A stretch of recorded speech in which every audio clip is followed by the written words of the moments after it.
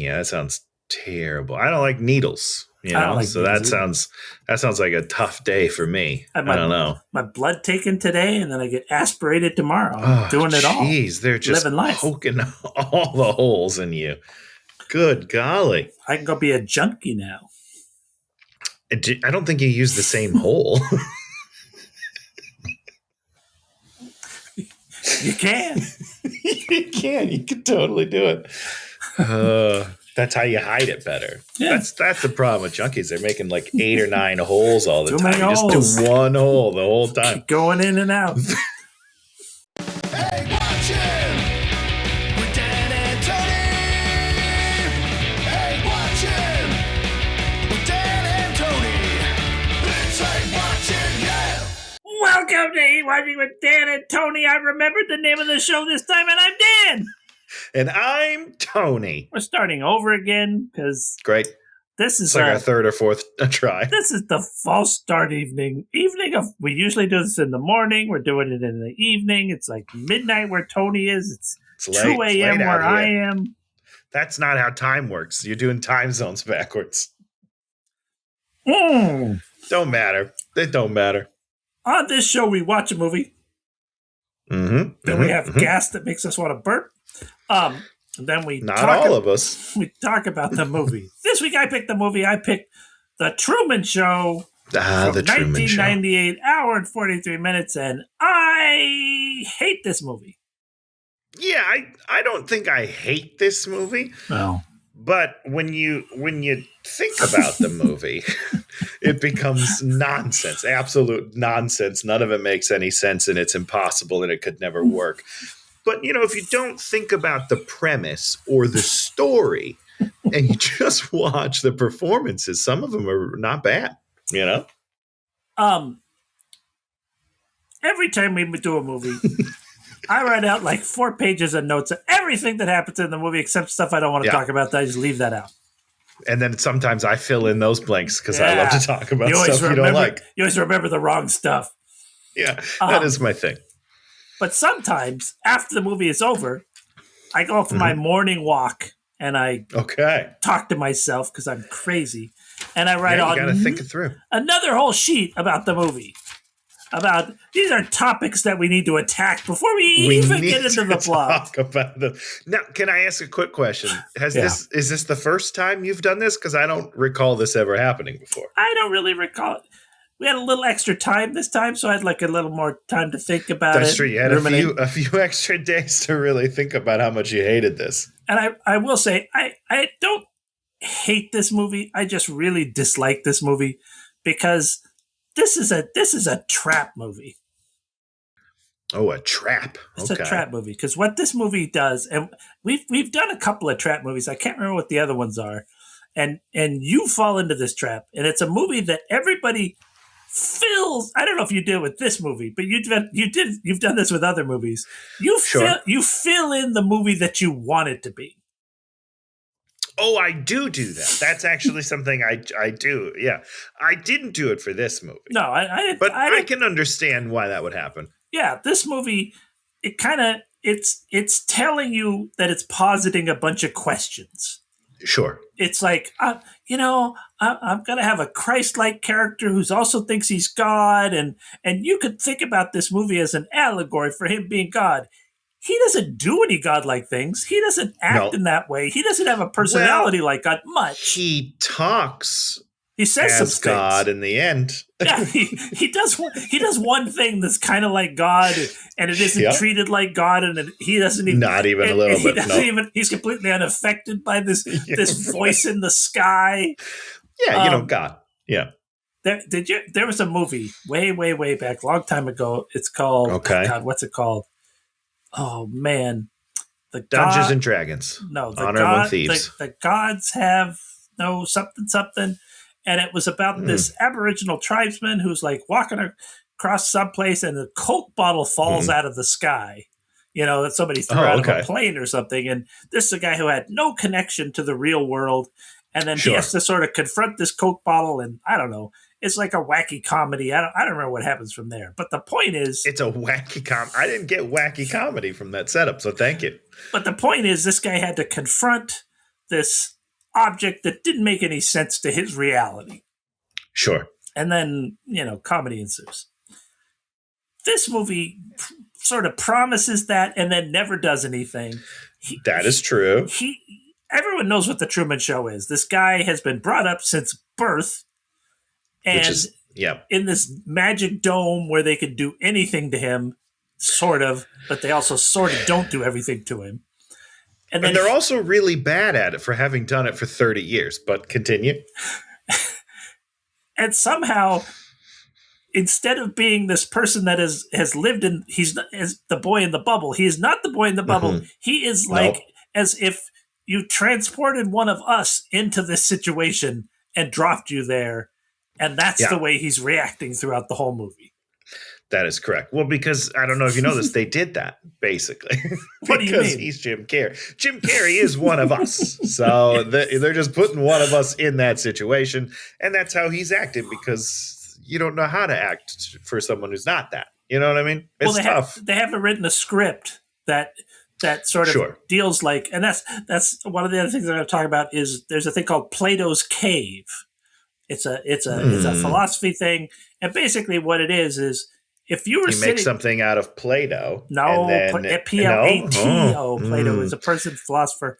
Basically, philosopher. Yeah. If all the information you got on the world was through somebody doing like shadow puppets or doing through the shadows of what was going on, right? You see somebody eating a carrot. When you finally saw a carrot, you might not know it's a carrot if there were 2 or 3 things. It's like that looks similar. Yeah, you wouldn't know the difference between a pencil and a pen because you would just see that thing that's that size, and you'd be like, "Well, those are the same thing." But I would know the difference between a quill, Yeah. So the idea of Plato's Cave is if you have like this sort of distance of understanding, you lose something in translation that you're not gonna understand. And Jim Carrey's character in here is just like Jim Carrey was transported into this situation, and we're sort of seeing him react to it from the beginning. Because if you think about it, right? Like if you and I wrote this movie, yes, we wouldn't do this. But you can see. Let me restart this. You can see how somebody writing this movie might be reacting to it themselves and putting that into the character, as opposed to creating this otherworldly person who's never experienced these things, lives in the 1950s, as far as we can tell. And would be reacting to those experiences. It's just like, what if I would think this, I would think that. And that's, some of us have a problem with that. I do have a problem with that. You have a problem with that? Like in my writing. No. I mean, in my writing, because I do similar things. Especially like when I started writing, all of my characters had my point of view, right? Because it's just like, I know what I would say in this situation. That's funny. And it's like, sure, it's funny, but this person's just having a conversation with himself. And albeit you are a very funny guy, Tony, 2 Tonys doesn't make a scene, right? Okay. Just a no is fine, Dan. You don't have to put in the... So I'm just saying I can understand whilst writing this movie how that would happen. However, before making the movie, somebody should have said, "Hey, I have a thing that I might want to bring up. This character doesn't feel real." And more importantly, we're expected to believe that people are watching him sleep for 24 hours a day. We're expected they're going to watch the baby in the incubator. And I'm going to throw out the baby and the childhood stuff. And somehow they're going to get a whole cast of 2-year-olds, 3-year-olds, 4-year-olds, 5-year-olds, 6-year-olds, 7-year-olds to play along with this thing. Play along with this fucking insane thing where somehow all these 7-year-olds are spending 8 or 10 hours a day with him, and then they're going and living their lives. You're just like, what? None of this makes any sense. Not a chance in hell. I know that what you said we're going to put aside, and we'll put it aside in a second. I just want to say we have watched a lot of movies, and some of the hardest things to watch is child actors. Not putting any shade on them. We've seen some great child actors too, but not that many. So you're telling me they found a whole a whole town full of wonderful child actors and put them all in this thing? I just don't buy it. Interestingly, the whole bubble world that he lives in, which is in Los Angeles, and doesn't make any sense. They can control all the weather, and they also have a moon, because you got to have a moon. Like, why you have a moon? And but the moon just sits in one place. It just sits there. That's the moon right there. It kind of goes on and off and on and off at different times. Bring in the sun, and then the sun just comes in, and the moon's still like they're not even on the same rotation. What's happening here? But I mean, they live in the moon. The moon is like a dome. Oh, that's true. That's their office. You can look out the moon. Okay. And so there's just, if you want to imagine this is a fable, okay, then fable us this. I'm okay. Yeah. If you, but they're like, we're gonna show you a cross section of the dome. We're gonna show you where it is in LA from high up. That was a big mistake. Interesting. And it can be seen from space. It's like, what are we doing? What are we doing, and guys? And you can poke a hole in it. Yep, great. Don't understand why you can poke a hole in it. You have magic wind machines that can do anything from anywhere. It can't be seen. You turn on the wind machines. Yeah. So there's just, in Star Trek, when you do all this stuff, you'd either be on the holodeck or you'd have a godlike presence who is doing all this stuff. Sure, Ed Harris. Yeah. Yes. So, okay. He's actually doing it with his mind. That's the trick of the movie. That should be the third act. This is actually just him literally playing God. I'm on board with that. Okay, so we're going to ignore all the structural things. Then we're going to go back to all of the gaping holes. The gigantic holes that you just start thinking about instantaneously whenever anything happens. And we're going to look at, why would anyone watch this, and how would they watch this? That's a great question. Are you asking me? Yes. I have some really good answers. Good. Who would watch this? People in hospital beds that can't get up and can't go anywhere else.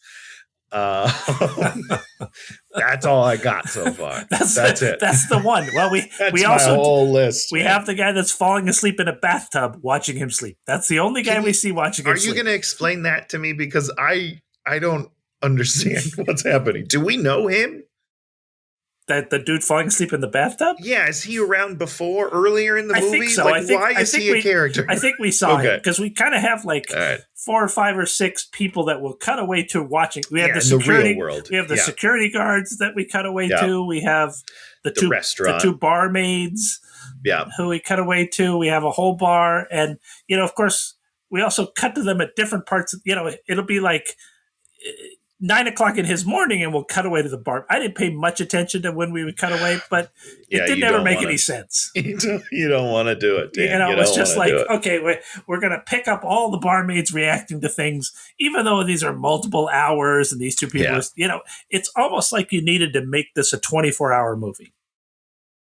Sure, but thank God they did not.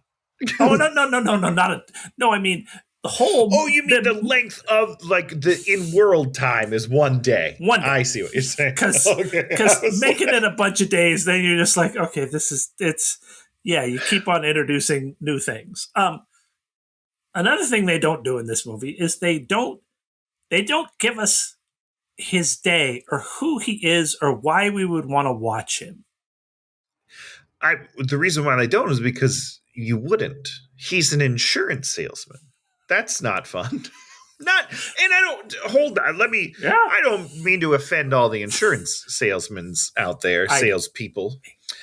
Because, a guy I went to college with, he's an insurance salesman now and he loves it. I don't talk to him, but I think he thinks it's just fine. And a lot of people probably do. And there's nothing wrong with the job, but moving on from that, I don't want to watch it. I wouldn't want to go to your work and sit behind plexiglass and watch you sell insurance. I'm sorry. That's not very exciting for me. And in his home life, I have so many questions because they don't seem to get along. They don't even care for each other. They don't any way, care shape, for or form. Each other. Yeah. And so I just don't know what the draw is. And then you have to factor in the part where he had a girlfriend that he still cuts out pictures of magazines like a fucking psychopath. And like people are watching this and rooting for it. They want him to get away from the wife? I don't know. That's what I'm saying. It doesn't make sense. Like, I don't know what they're thinking when they watch this. That's weird. And he's like at his desk and he's like, oh yeah, I'm gonna cut out these eyes. This is very sexy. But he also has to hide it. Like, who are you hiding it from? Of course he has to hide it because he's a creep. I think, and this is just my theory. He's a creep? I think he's diddling it. I think he's diddling to this picture. I think that's what they're not showing. It's just really weird. I don't see a facet of his life where I'm interested in watching this movie. Yeah.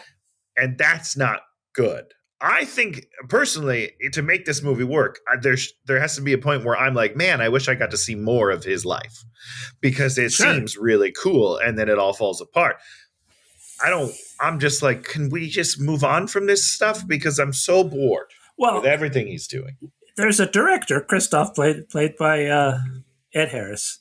Ed Harris, yeah. He is just frightfully invested in keeping things as boring as possible. Yes. Yep.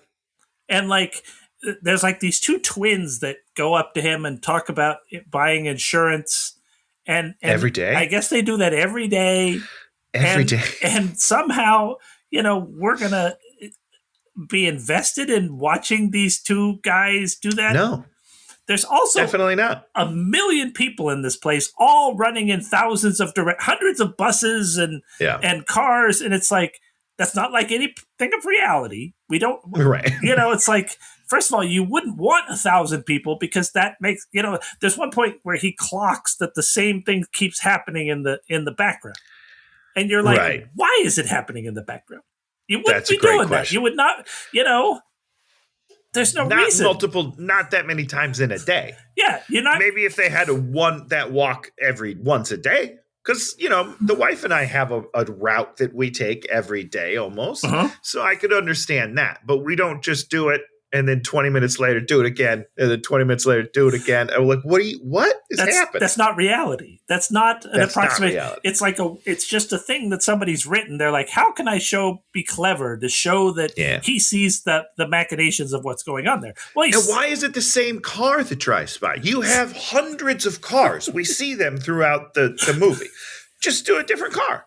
And why is that so hard? More importantly, why does he have a car? Why do you give him a car? Why are there even cars? Yes, 100%. Very silly.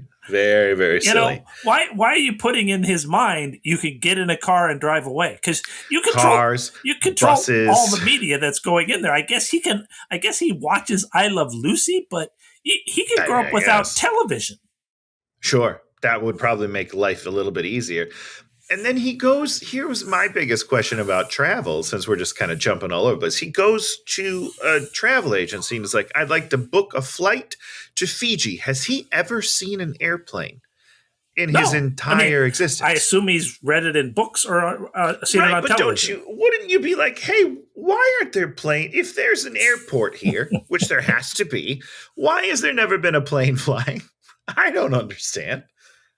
Very confusing to me. And we also set up that they don't run any commercials. God only knows why they don't run any commercials. You should definitely run commercials. And what they do is they sell the stuff that's in the world. Yeah.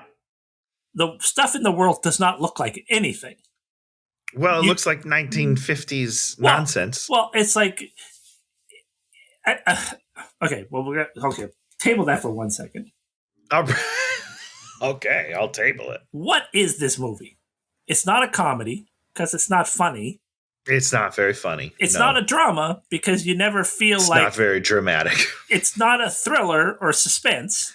It's not very exciting. Very exciting. It's not satire. It needs to be satire. He needs to be living in a world where everyone he sees is always selling. We set up with the wife twice. She holds up a thing and is like, I just got this and I just got coffee. And the second time she does it, he goes, why are you doing this? Why are you acting this way? And you're like, because she has acted this way every 15 for minutes your entire life. for your entire relationship. And now, and he now decides that he's like, well, this is now it's weird.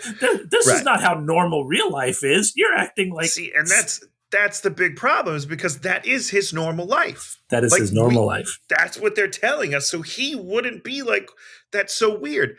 And which is a problem, because I really liked his reaction where he's like, what are you talking about? Like, that's great. But you know what she's talking about. Yeah. She's probably said this exact same thing 100 times this month. Yes. Right? Like, that's her job. It is her job. But now do you want to talk about sex? They pan away from it. But they're doing it, right? Oh, yeah. I mean, like, he's not had sex with his wife. Even though he's not putting a baby in her, supposedly, or something. Well, maybe something's wrong with him because he's growing up around all this technology. It's ruined the sperm count or something. But that's a weird thing for a job. She does not seem sexually interested in him at all. She's not. So she's just like doing it and not enjoying her life. And then she goes home to her husband? It's kind of weird to me. She's been in there at least 13, 14, 15 years. Yeah. 16, maybe more. The other guy his best friend has been his best friend since he was 7. So he's been. But he at least gets to leave, right? She goes to work, but that's kind of it. She comes home, spends the night with him, sleeps over, and then does the morning, and then she goes to work, I guess. She has a minimum of 16 hours a day. At most, she has 5-6 hours during the middle of the day where she can kind of go live her life. Yeah, which is not. And at no point do we set up a thing where she's like, "Oh, I'm going to go visit my mother for a month." We needed to set up, and she has no friends. She has no reality. She's got nothing. She's got his dick. That's what she has. But she doesn't even like it. Unbelievable. So it's so weird. This whole thing's so weird. It's. I guess that's the thing, is like, I can't understand how you could, if you watch this movie regularly, you'd just be like, ah. Oh. But people like Jim Carrey, which is fine. I love Jim Carrey. Our good buddy Todd, I was talking to him today, and I told him we did this movie, and he was like, that this movie is kind of prescient in that it was kind of before reality TV became the thing it became. 100%. Yeah, before reality TV, before social media, and like, it's all talking about things like that, streaming IRL, as the kids say these days. That means in real life, for those that aren't in the know. Thanks, Tony. And that all makes sense, right? And like, even this, we sell all this stuff in the world. Like, sure, yeah, Kardashians, they wear a shirt out, and now US Weekly is like, this is where you can get this top. Great. I get it. But like, no, I'm not going to watch this 24 hours a day. Well, I'm not going to tune in every day. Nothing happens. The point is, we've seen where reality TV has gone. It may have started out, the very first reality show was on PBS, and they followed a family for a course of, I believe, like a year. Okay, sure. Documented it all, then put it on there. There's also a documentary series on British TV called 7 Up.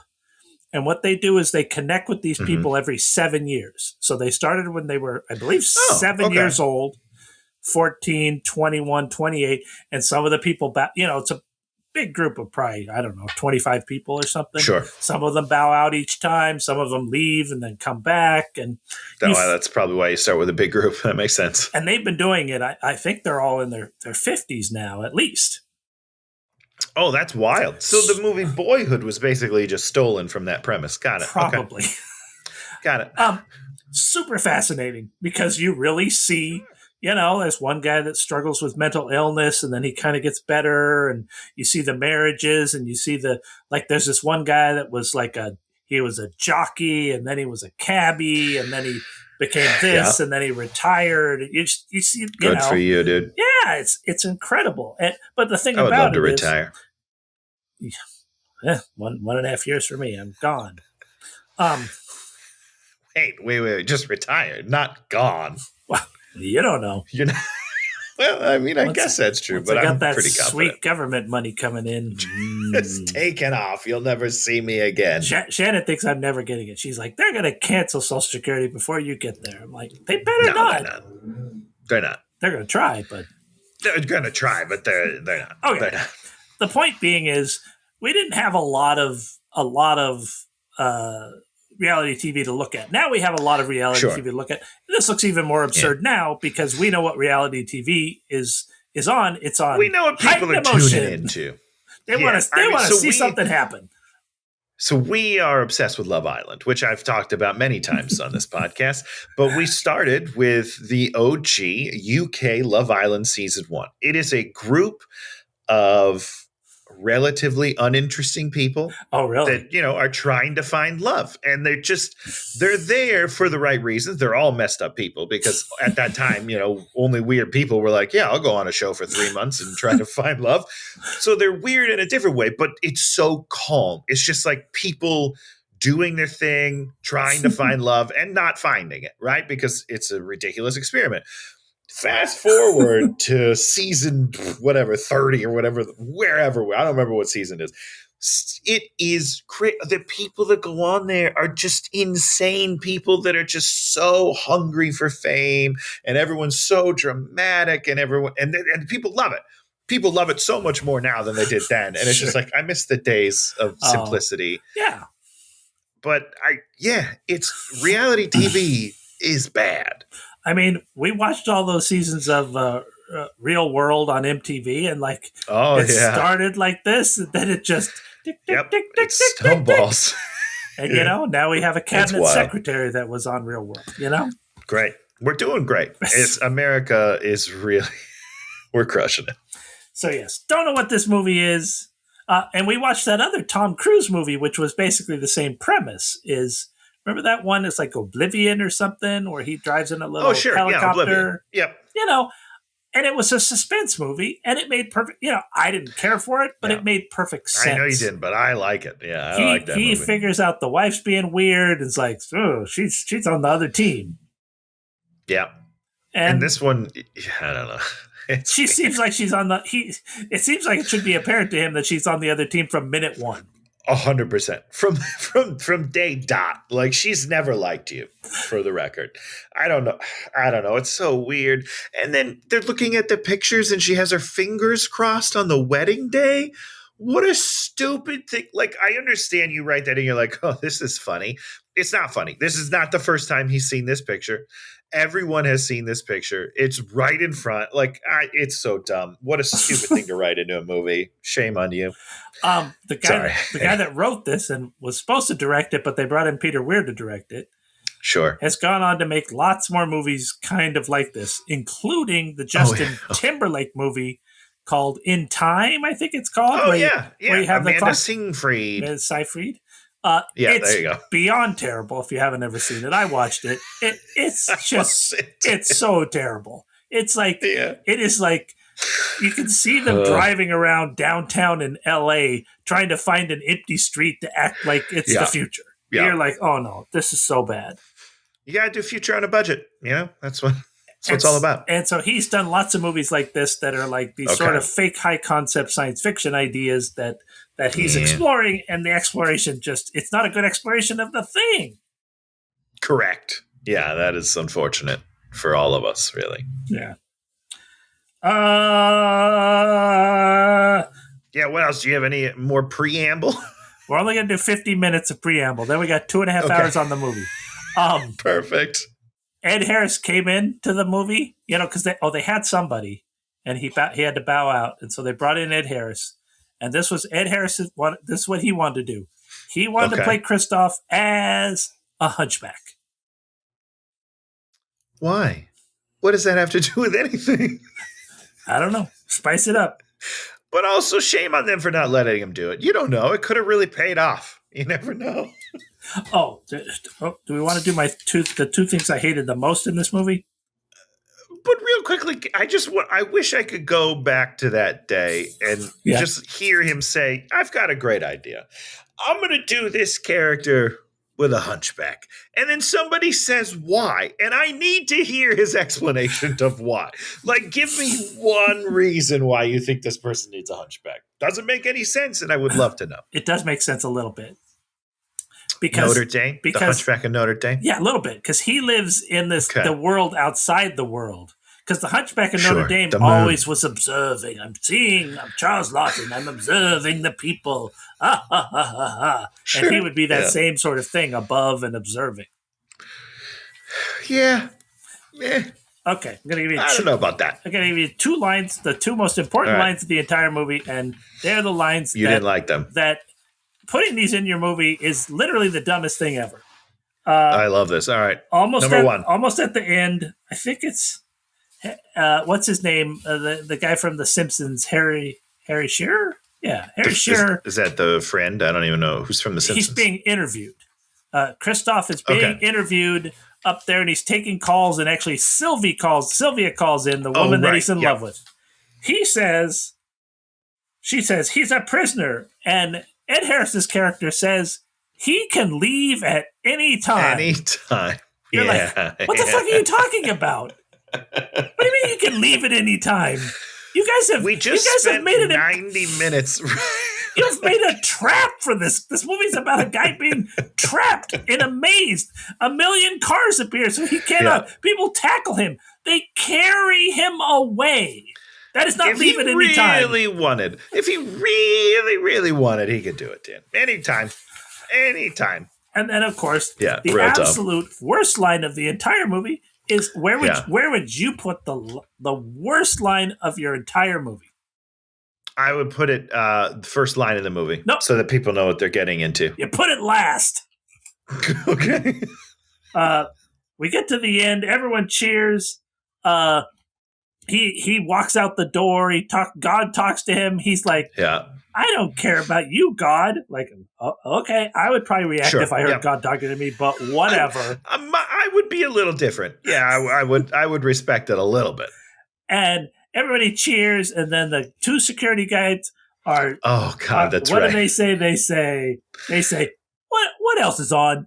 Well, let's see what else is on. We've only been watching this for 30 years. What else could be on television? They do not fucking care. This is how much they care. No. Like, Shannon and I watch something, and then I will spend 6 years unpacking it to her. Not that she wants to do this, but I will. Well, of course. I will unpack something endlessly if I find it interesting. These guys, who the fuck cares? Whatever. And honestly, like, if there's a show that ends, I'm sad about it. You know what I mean? Like, I have feelings towards it. I've spent a portion of my life watching whatever it is. Yes. You would care a little bit more than, what else is on? That's what you're saying about your stupid movie that you have just made. I mean, but it's funny because they know how we feel. You know what I mean? Maybe it's a nod from them to us being like, we get it. We know this movie sucked. Now we're going to start the movie. Hour 43 minutes. All right, let's start from the first frame, everybody. Here we go. Strap in. Gives some commentary. He talks about people leave him on all night. It's a noble life. Lewis. Oh, we never really talked about that, but yeah, I would not leave it on all night.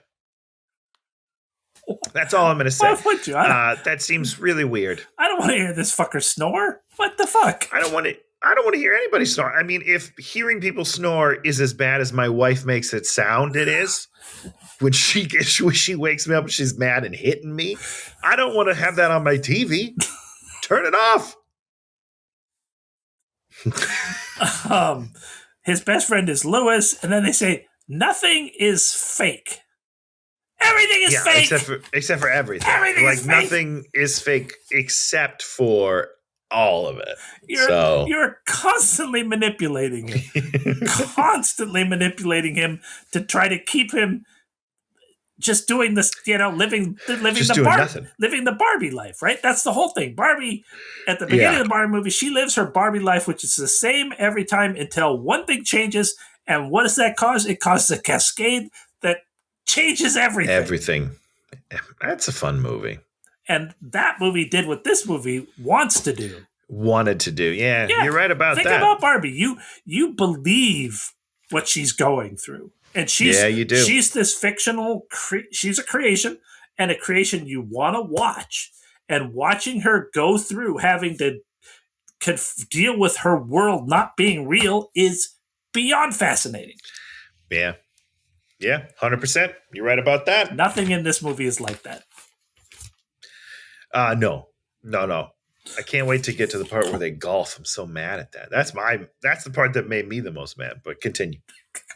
A light falls out of the sky. He sees the light there, and he's confused because I don't know how there could be a light up there. We never see any idea of how the structure works, and it's a light. So, Tony, tell us about what kind of light that is.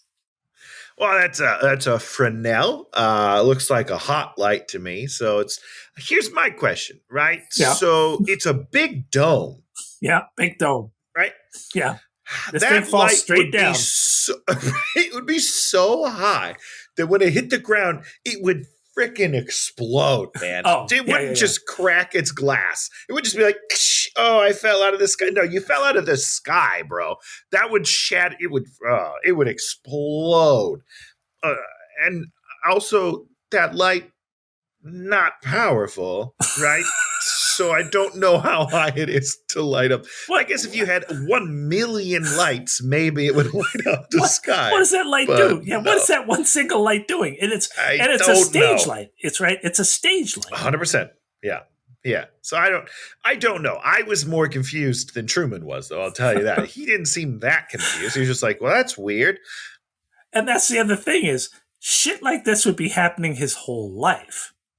Well, so that's my biggest problem with this movie in general is they're trying to tell me that they've had 30 years of perfect performances, perfect crew, everything has been perfect, and then this 1 week, everything goes wrong. There are so many things that go wrong. So many things. There's no way that that's possible. This has to always... I'm sorry. And I mean, they have a whole setup which is one of the things that makes this movie fake clever, where they're like, okay, now we're gonna tell him there was a satellite passing over, and we're gonna show a news story where the satellite, and we're gonna tell him that this, and so, that's not clever. I don't know.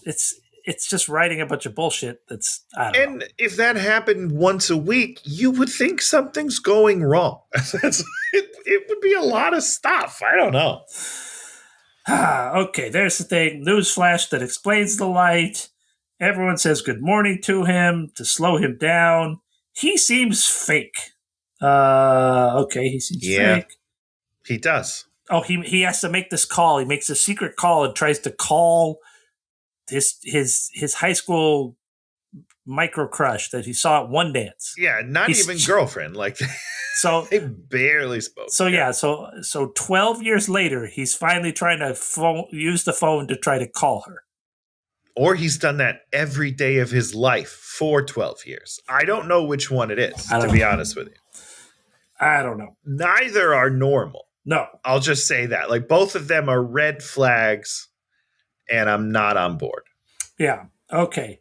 So they set him up that he has to, the boss comes over and is like, okay, we got this insurance job on the such and such island. Go take the ferry. He goes to the ferry and then he melts down because he can't take the ferry because they've ingrained a fear of water into him so that he never wants to leave. Sure. Yeah. Does he live on an island? Maybe. Don't you think you'd put him on an island if you want to make him afraid of water and then he could never leave? I guess probably not, right? Because he was going to drive to Chicago or something, right? Yeah. So, I mean, I guess there's bridges, but...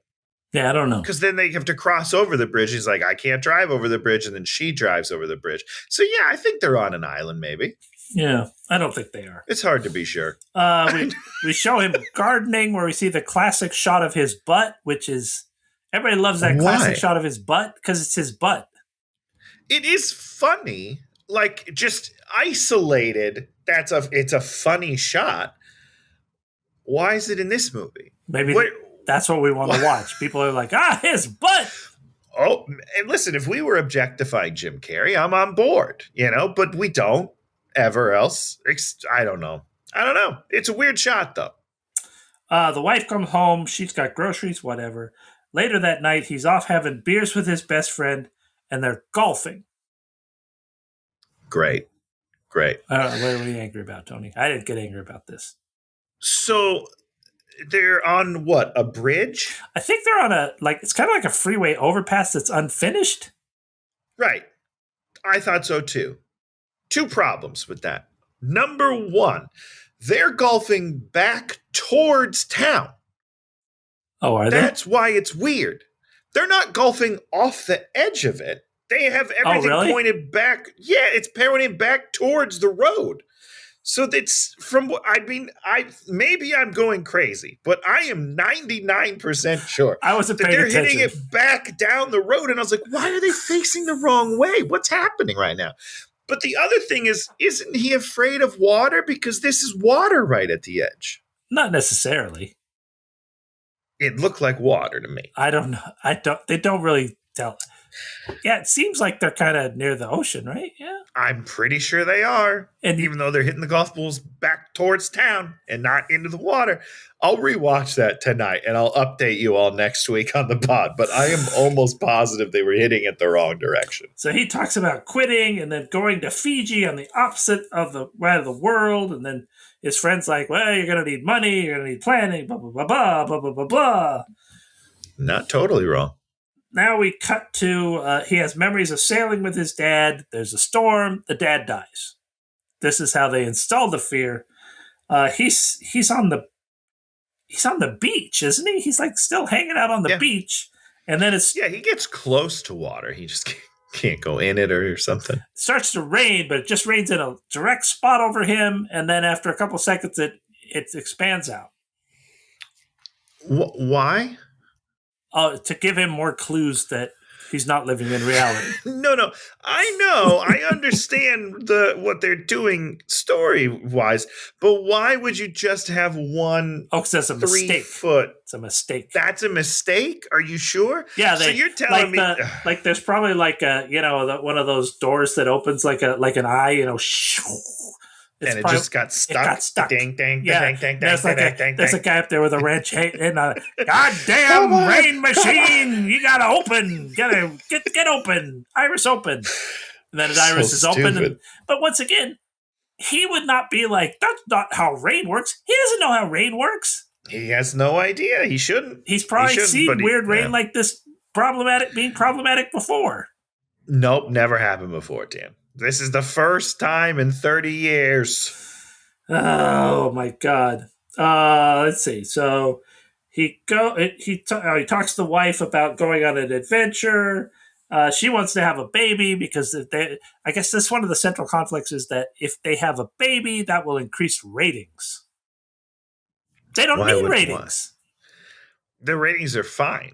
I'm pretty sure. Well, I mean, it doesn't matter. Ratings don't matter. All they need to do is have people buy products. They should have said, we got to have a baby so that we can sell baby goods. Baby products. Yeah. That's right. We haven't been able to sell those in 30 years since you were a baby, Truman. So I just am confused about this baby thing. Yeah. Because is she really going to have his baby? She's an actor. That's insane, Dan. That's the craziest thing I've ever heard in my entire life. I love it that you're bringing the real actor point of view. Like most of us don't think about it. We just think it's like super weird. But you're like, as an actor, that's a little too much. Okay, Dan, if I was like, okay, your job tomorrow is to carry another person's child for 9 months. What are you talking about, dude? That's insane work. That you can't ask someone to do that. Why can't you just fake it? Why can't you just fake it, guys? I don't give her a fat suit thing. And more importantly, he doesn't know anything. She could just say, "Up, you put a baby in me," and then 2 weeks later, here comes the baby. Here it is. Congratulations. The stork brings it over. Good job. And you see, that would be satire, right? Sure. Yeah, that would be good. If we just we were just fucking with him constantly. You'd be like, man. I would watch that. Yeah, it'd be interesting. That's a show that I would watch for sure. Yeah.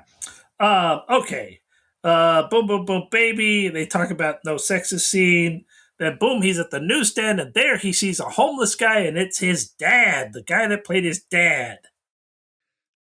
Can I ask you a question, Dan? This is a dome, right? A sealed dome? Well, I mean, you can't poke a hole in it, sort of. Okay. I mean, that's probably like a scrim. There's probably a wall behind that, but you can't poke a hole in it.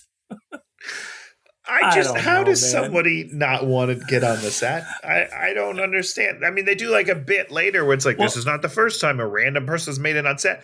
How does that happen? You have security at this dome. This is like the most expensive thing in the world. I understand the other random people because they're brought on as background, and then they cause problems. And then they just break the rules. Sure. But this guy's banned from set. This without a doubt. He's dead. Why are you letting this guy back on set?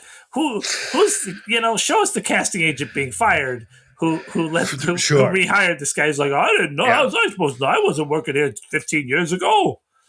Yeah. But come on, that's kind of a major cast mistake.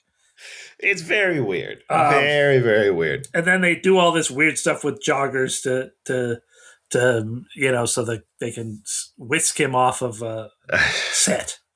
Yeah, I guess. He goes to see his mom. I don't even know why, the mom's like, I never blamed you. The mom just has no part in this movie. She's just like, she does nothing. She appears like 2 or 3 times and that's it.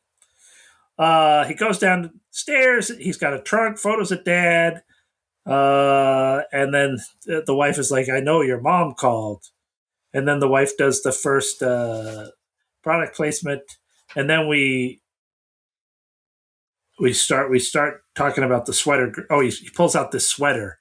Does he have the sweater of the girl from high school, Sylvia? Now I don't remember. Yeah, no, he definitely does smell it. So I guess, he must. She probably left it behind in the library or something, and he just took it forever. And again, diddles himself to it. So. Jesus. We start. You can't listen. This guy is a full-on creep. He's cutting magazine pieces like a serial killer. He's not doing great. Yeah. Okay, so we start setting up the dance. He sees the girl across the room, and she kind of looks at him and kind of gives him some eyes. And she's being manhandled by the guy that she's dancing with, and I guess he's supposed to intervene, sort of. I don't know. I don't know. He's studying, and all his friends leave, and then the girl appears. Somehow she appears, some background girl. Yeah, and then she doesn't make any sense. She just starts saying stuff. She's wearing her "How's it going to end?" pin, which is like, wait, we're already thinking about how the Truman Show is going to end, like when he's like 17, 15 years ago. Yeah, very strange. And it's weird because, like, how did she get on set again? And she's a background person. She is, but hasn't she already been nixed because she's been too close to him several times? Yeah. You wouldn't let her back on set. You don't need her. No. Like, you have hundreds and hundreds of people. Well, you don't need her. You have the girl's going to become his wife. That's what's supposed to. That's what's supposed to be happening. And she wouldn't be allowed to be next to him in the library for extended periods of time, freely talking. That's what I'm saying. Yeah, we can't talk about this. It's not safe here. It's like, are you sure? Because you walked in here, sat down next to him for an hour, and nobody said anything. And you're mic'd. He is mic'd. Christoph is in the moon listening. 100%. This is what Christoph does. Send in the football team. The football team runs through there, and she disappears forever instantaneously. Yeah. But no, they have time to go to the beach. They go to the beach. He kisses her. And now they've decided better take some action. Here comes a car. Here's her dad. And she's so stupid. And she's like, come and find me. And then, well, first of all, she's like, I've never seen this man before in my life. And it's just like, what? That's a weird line to say. I mean, I get it. Well, especially because you've got a 30-year-old woman trying to play a 17-year-old, and she does not play young. For sure. She does not play young at all.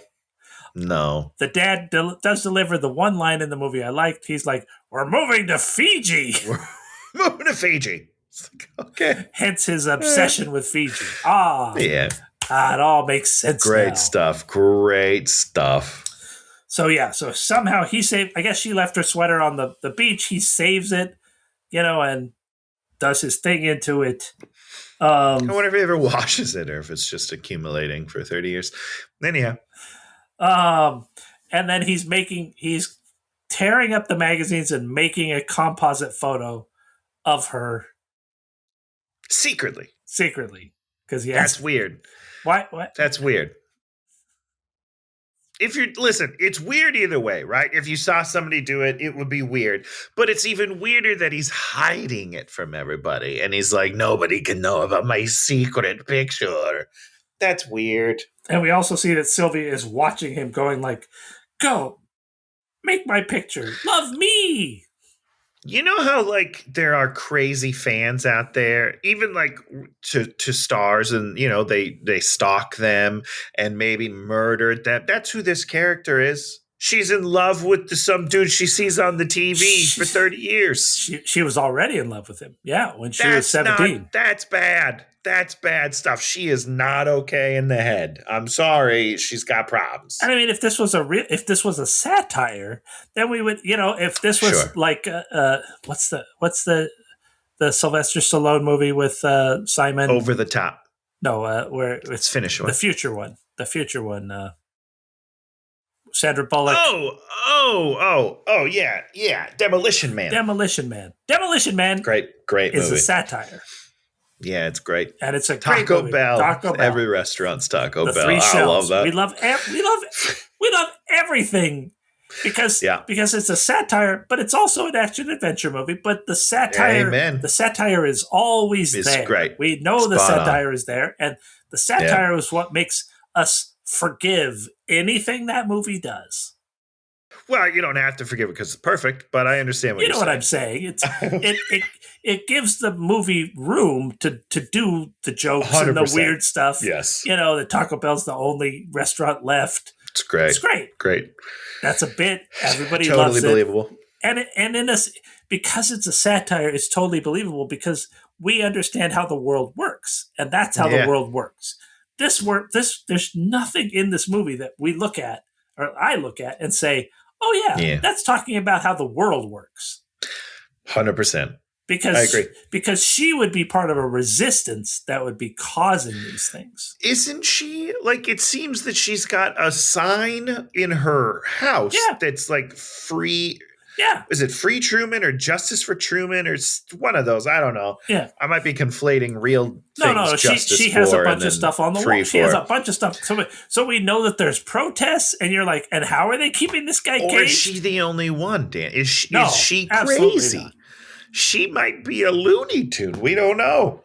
But the point being is, if you're going to try to set up a world, you got to set up the world. You can't just be everybody's like, yay, he's caged like an animal for our enjoyment. Yeah, does not make any sense. That. No, I don't want to watch. No, I'm not going to want to watch this guy that they tell me was adopted. Especially if they turn away for the sex.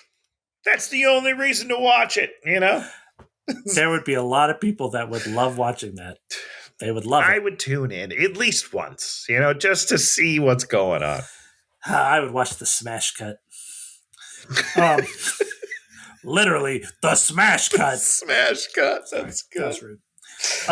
He's driving to work. The radio shorts out, and it tells him everything he's doing. And it picks up the comms channel. What are you talking about? What are we talking about here? That's so stupid. And then he's like, everyone's being shifty, and he walks out into the road and holds up his hand, and traffic stops. I'm going to tell you something, Tony. If I walked out in the road and I held up my hands, either the traffic would stop or I'd be dead. Or you get hit and you can sue people. And that's what I try to do all the time. And they always stop. And it's not because my life is fake, Dan. It's because my life's a piece of shit. Because I want millions of dollars. Oh, wow, poor Tony. I had a friend in college, Dan, who had a taxi run over his foot, just like a little bit. Went over one of his toes and like shattered some, toes or whatever. And he lived off that for a long time. That was a good settlement. Actually, so I'm just waiting for that. The place where I used to work, he started the business because they had a bad forklift and it fell on him. That's very scary. He kind of fucked up his back. But that was a big settlement. I mean, a forklift is big, so that's very scary. Forklifts are low, they're low in heaven, Yeah. so you don't want to. Yeah, they sure are. You're not picking that up yourself, that's for sure. He's running around. He knows things are going on. He runs into this one building, and they're all trying to stop him. And then he tries to go in the elevator, and then the elevator opens, and you can see behind the scenes. There's like some people at craft services. What? Why would that be behind the scenes? You mean you wouldn't put that through an elevator? Would you put? I would not. You'd probably put it through a door. Sure, yeah, a door that, or not a door. You know what I mean? Like on one side it's a door, the other side's not a door. I don't need those people coming and going as they please. I am in control of when the extras can leave. So no, it's a one-way door. You know what I mean? You close that door, you don't know it's a door. There's too many of them. They can't control them. Apparently, it's utter chaos. No, this doesn't make any sense whatsoever. Also, who are those people sitting back there, like getting makeup done or something? Like that wouldn't be in the. I don't know. It's so dumb. So they throw him out very strangely. He goes and he sees his best friend Marlon working at the convenience store, and then he's like, "This is about my dad." A big followed, and they go to the. Where do they go? Where do you take a person who's afraid of the water, Tony? I take him on a boat, but that's because I think he needs to face his fears. Take him to the beach. Yeah, it's close. Put some floaties on him, toss him overboard.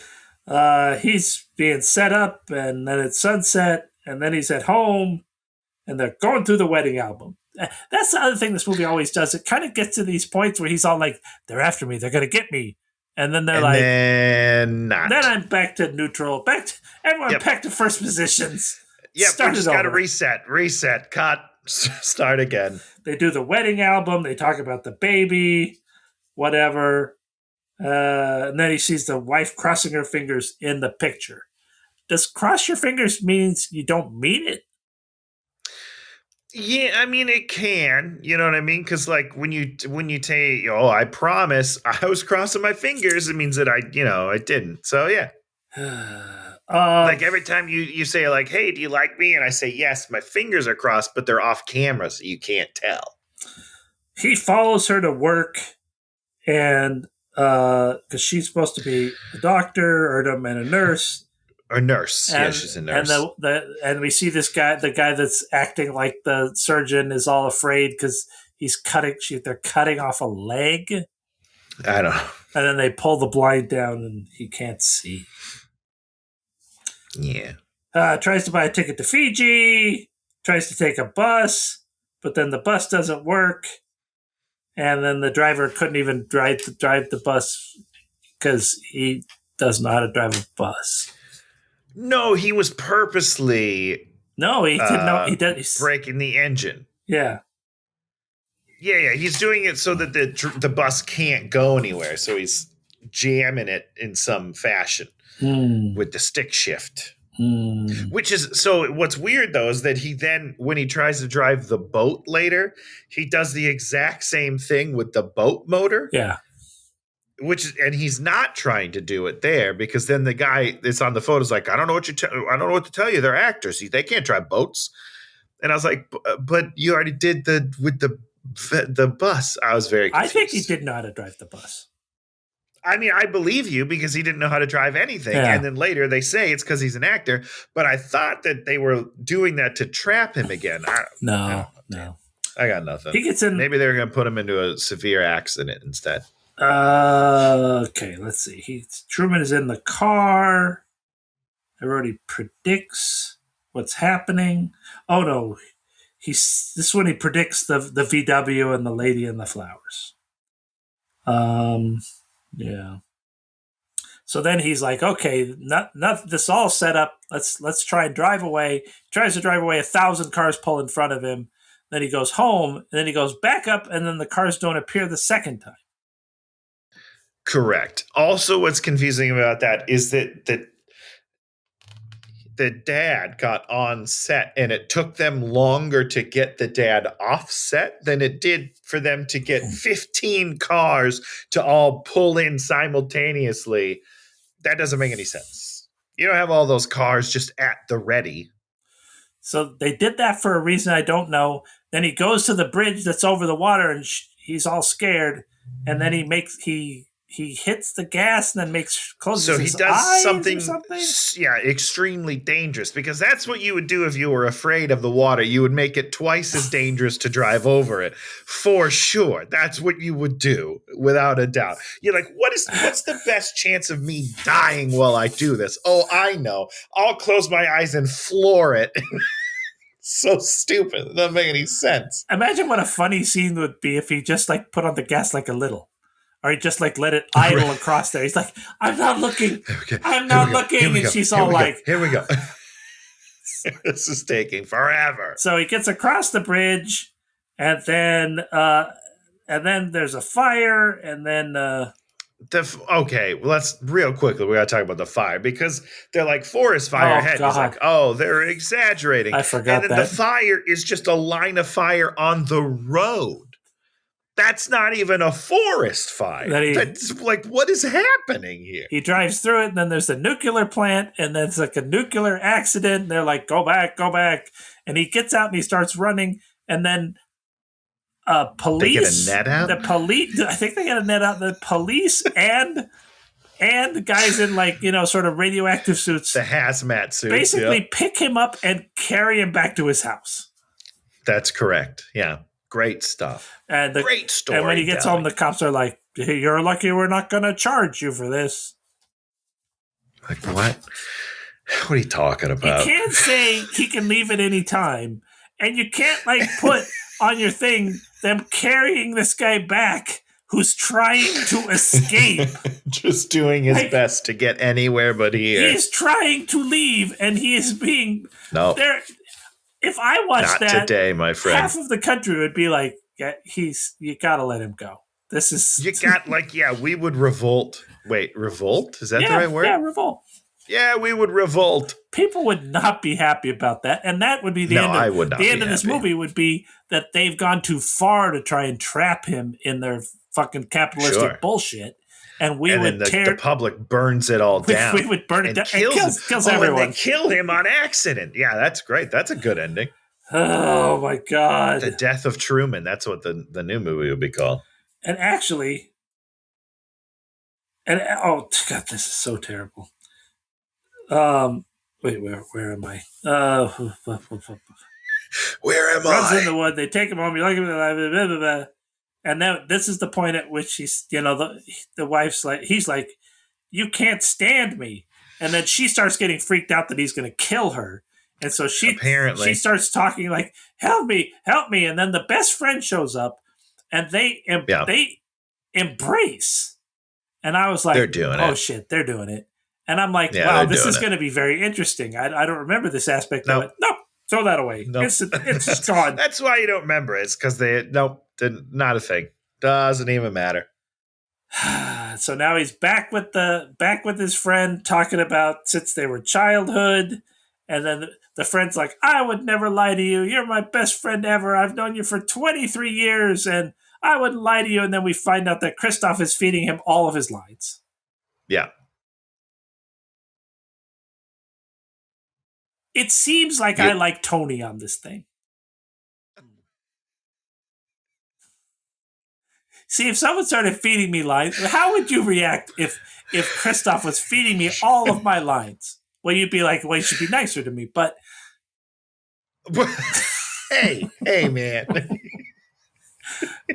like we never deal with that betrayal at all. No, so that's what bothers me is they're definitely setting that up for like a big moment where he's like, oh wait, I did lie to you the whole time. And then Truman kills him. I just want people to die in this movie. I think that's what it is. I need this to turn into like a bloodbath of some sort.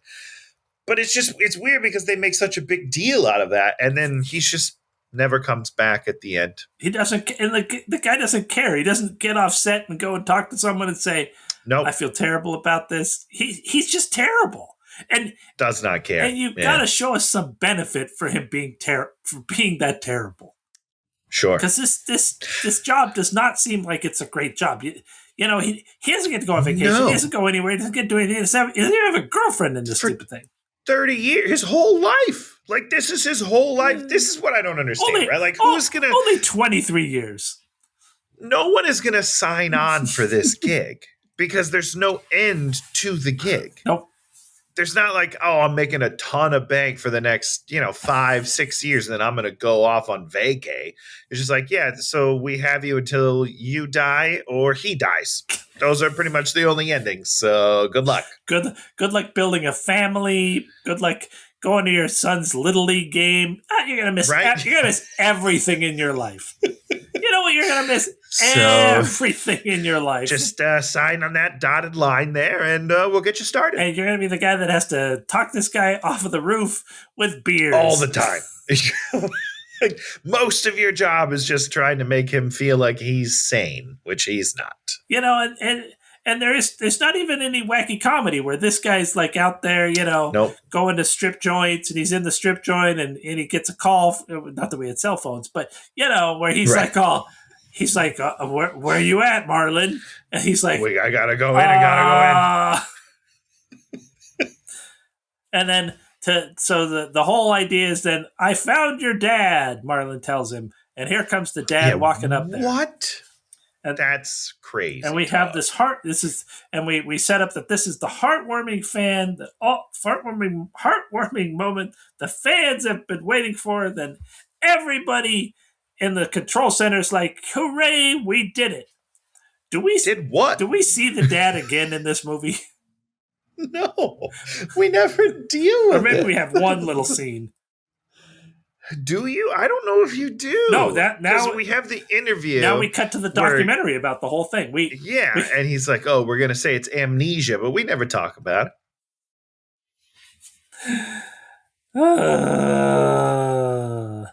Yeah. So now we have Harry Shearer doing an interview. We talk about the 30th year, what a week it's been. Christoph is a televisionary. I kind of like that. Yeah, that's a fun little name. We have a montage of people that broke in, Christmas, a paraglider. How's a paraglider breaking in there and it's a fucking dome? I have no idea. None whatsoever. Montage of him being scared, I guess. 5,000 cameras. Unwanted pregnancy. No commercials. Product placement. Oh, when he started out, he was an unwanted pregnancy, and it's the first time that a corporation was able to adopt a child. Legally adopted a child. Yeah. That's so right. problematic. That can't be right. Just insanely problematic. That's not going to happen. Sorry. And then, Sylvie calls in. He's a prisoner. He could leave any time. And then Christoph says another thing. Truman prefers his cell. What are you talking about? He tried to escape. And you dragged him back to the cell. That is this entire week he's been trying to get out, but I don't know what you're talking about. More importantly, the implication is they filmed all that and showed that to everyone because at the end when they turn the thing off when they lose him, which why they turn the whole thing off when they lose him makes no sense. During the drama. The only interesting thing you've done in 30 years, you're going to turn off the thing? What are you talking about? No, you're going to air this. This is the exciting thing we've all been waiting for. Oh, okay. And then the next day, he's back to his old self. But I think he's broken up with Meryl at this point, right? He's broken up with her. Meryl has left because he spent a day in... Wait. I wrote Meryl is leaving. And so we're... Yeah, they definitely... that's what it is. Meryl is leaving, and then he says, we were really hoping for the TV's first live on-air conception. Yeah, that's what he said. Does that mean there's going to have a camera up her vagina and watch the sperm swim past, motherfuckers? Like, what the fuck? Get in the egg. Get in the egg. Get in the egg. Yeah, it's weird. So he's back to his old self. He does something funny in the mirror. He's having a normal day. And I wrote, where's his dad? Yeah. I'm sorry. Where's anybody? If my dad dies when I'm 9 years old and my dad comes back when I'm 30, not going to work for a couple of weeks. No, I'm out. I don't want to deal with that nonsense. I'm going to work double time. I'll work OT, baby. They bring in a hot girl to be his new office mate. We show him mowing. He starts sleeping in the basement. Christoph wakes up somehow, comes in there, and he's like, check the audio. Oh, call him on the phone. Send the Marlon over there. Marlon goes over there. Yeah. He has a tape recorder where he's recorded himself sleeping. He's played that. He's crawled out from under there. He sneaks into another room and it has drilled a hole in the ceiling. Yeah, I guess there's not enough cameras in there. There's 5,000 cameras. There should be a few cameras in the house. There's button cameras even. Like there's cameras in everything as far as I can tell. Especially in his house, you know? Yeah. So they cut the transmission. They turn the moon into a spotlight to find him. Yeah. Talk about stuff. Talk about why the moon would be able to turn into a spotlight, Tony. Well, because that's how lights work. You know, you can turn lights up or down. So there you go. That's a feature you just build. Generally, not the lights that they would have. They would, but it's fine. You can put them all on dimmers. I guess that'd be about 10 million dimmers that you'd have to control. But I'm sure it's fine. Everyone starts marching around in step, arms linked, locked together. What's happening? What? When you search in the forest, you don't do it like that. But you have people in very close proximity because you want to be poking and seeing every little thing, but this 100% somehow is. You're just on a street. I can walk down a street and pretty much see all of the street. I don't know, especially in this place where there's not a lot going on. Okay, and then they say everyone's marching in step. Mom and Dad are there. Then he's like, "Cue the sun." Up comes the sun. It's daylight. Okay, well that means there's no such thing as reality. Okay. Yeah. Everyone goes to first positions where they all start every day and they stand there. They're just frozen. Yeah. What? I mean, we know everything cycles, so just start cycling. Just do it. Yeah, just have them do a loop. It's fine. Don't worry about it. Just sit there frozen. That's so weird. Oh, no. And then, boom! They start looking at the Steve. They start looking at the cameras, and there he is. He's in a boat, and everyone is energized that's watching. He's got on a sailor hat. Yeah. He's got the Sylvie photo in hand. Anybody see this lady? Any of you seagulls see this lady? Hello? They can't drive the boat to go get him because they're actors, and then they cue the storm, and they say, he'll turn back.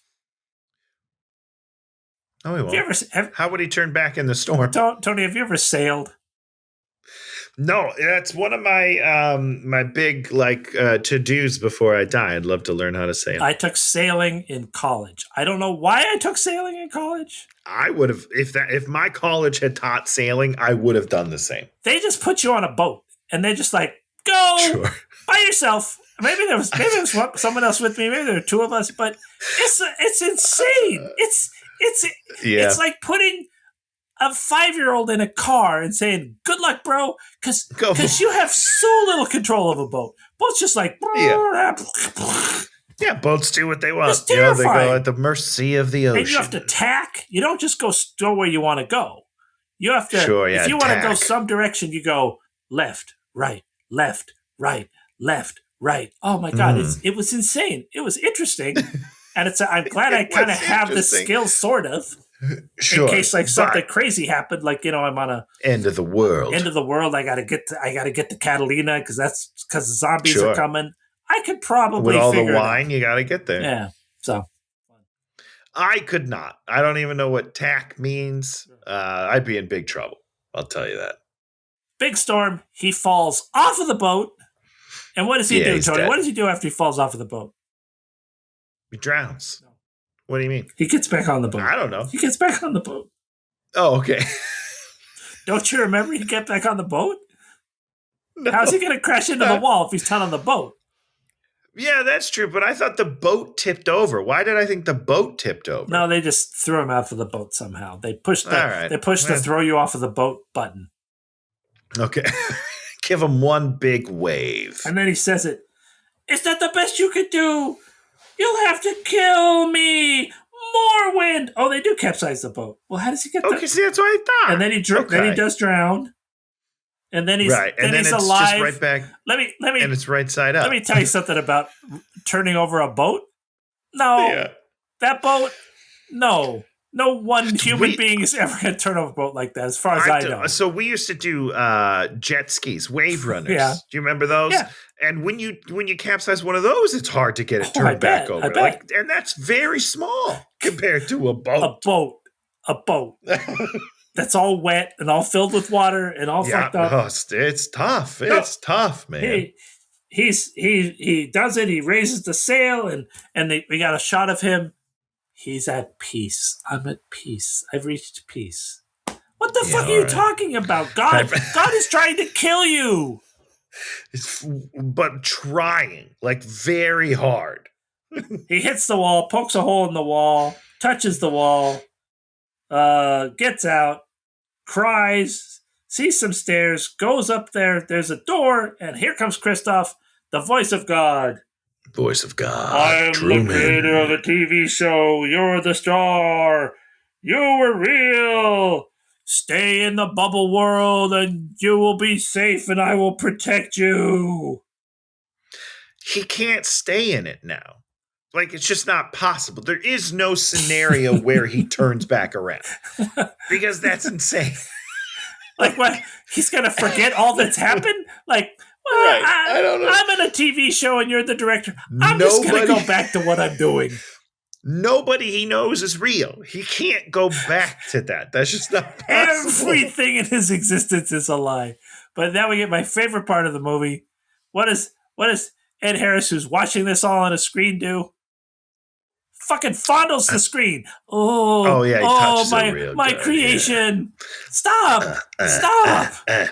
I mean, that's the thing, is if Christoph actually, did you feel at any point that he was his creation? Just there was like a brief moment where he's watching him sleep and he kind of goes up and touches the screen. And I was like, okay, feels more like you're in love with him, but I get it. He turns around and he does the stupid line, good afternoon, good evening, and good night. And then he bows. How does he know his own catchphrase? Okay. That seems a little weird. I mean, he does it 3 times in the movie. He does it like the first when we meet him, that's sort of in the middle. And then when he fakes it. Oh, so he does it once at the beginning, once when he fakes it, and then this is the 3rd time, I think, then, right? Yes. Yeah. I don't get it. I don't get why he would say that when he walks out the door. That doesn't seem like his character. No, he wouldn't. It's weird.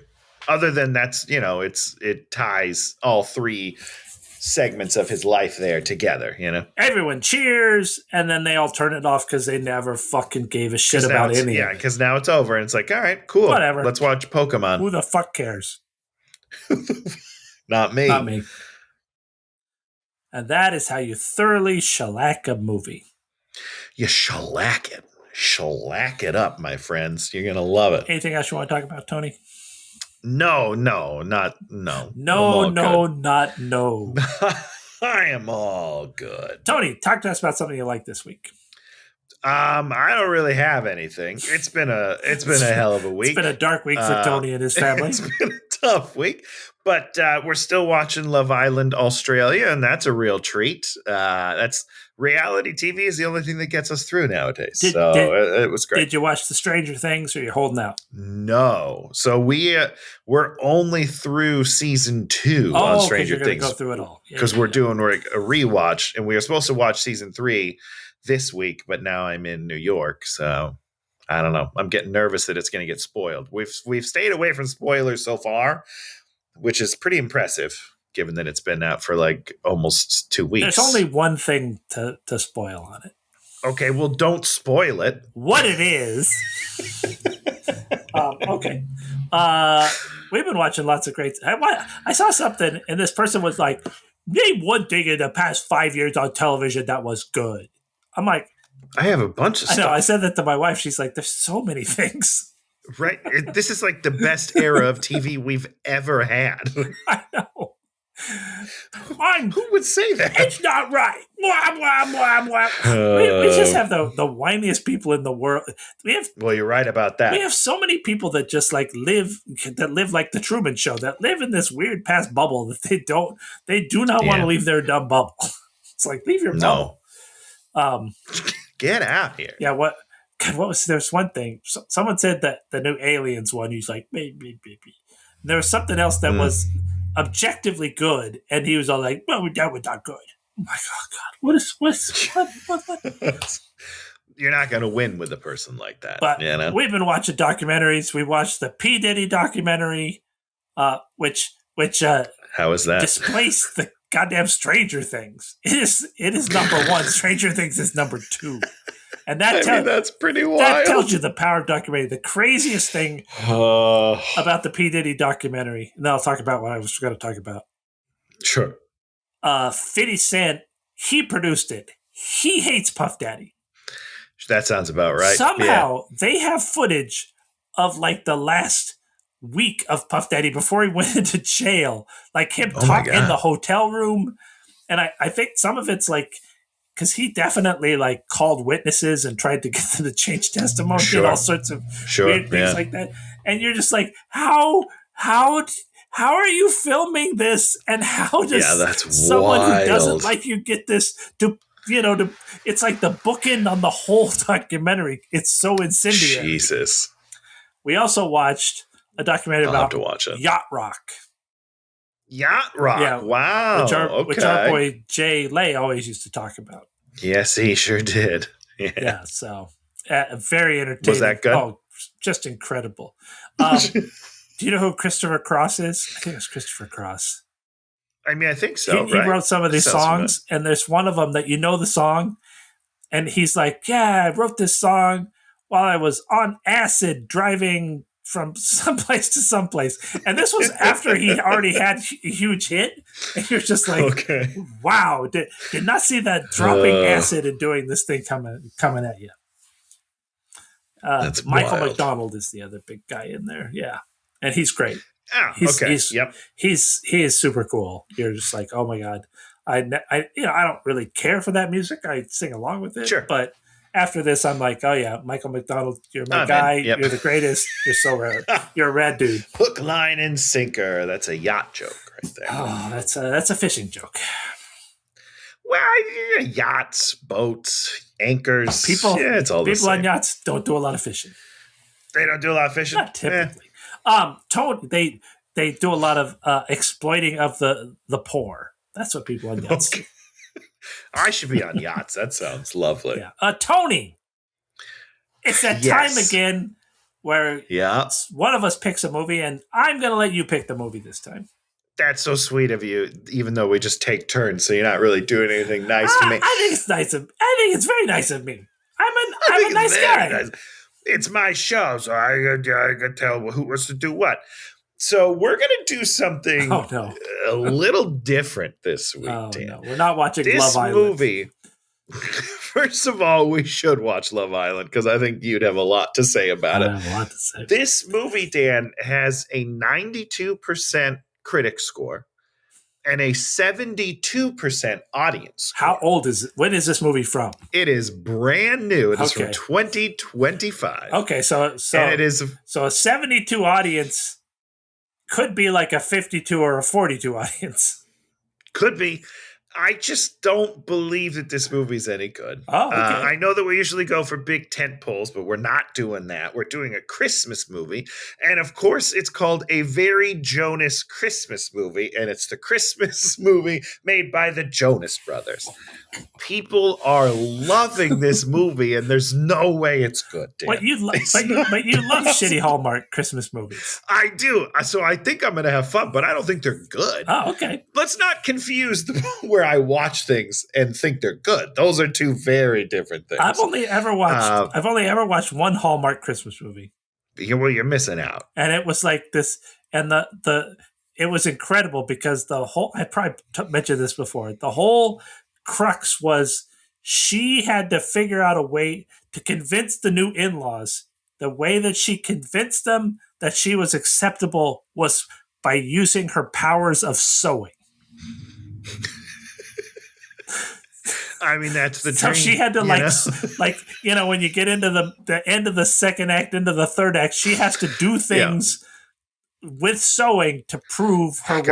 Gotta sew up that sock. I gotta sew up your jeans here. That's great. It was like that. It was like that. She was solving problems with sewing and impressing the in-laws so that their relationship was going to work. Beautiful. Through the magic of Christmas and sewing. So Christmas sew. I love it. That's pretty good. I'm hoping this is the same thing where the Jonas Brothers, through the power of song, solve the problems. Got it. Yeah. I don't think they're going to go with sewing with the Jonas Brothers. You never know, though. You never know. There's a chance this movie's really good. I don't know, Dan, but did you see the critics said 92%? 92. Well, to be fair, it only has 12 critic reviews, and they were all paid for by the Jonas Brothers. Okay, I would hope so. I mean, if you paid all 12 and one of them didn't like it, that's not a great sign. We'll see. I'm excited. I was going to watch it either way. Where would you see such a movie? I think it's Netflix. Oh, it's Netflix. Okay, so it's on. Let me double check. It's on one of the real streaming platforms. Okay. Yeah, it's on a streaming platform. Hulu. I lied. Hulu. Sorry. And what do you have to say about Netflix buying Warner Brothers?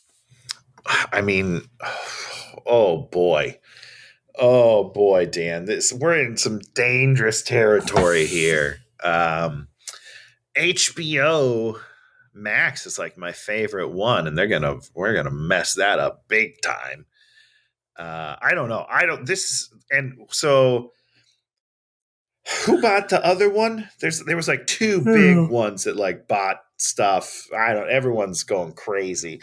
I don't like it, but it might help us save a little money. Help who? You mean? I don't need 5 streaming services because now they're all owned by the same people.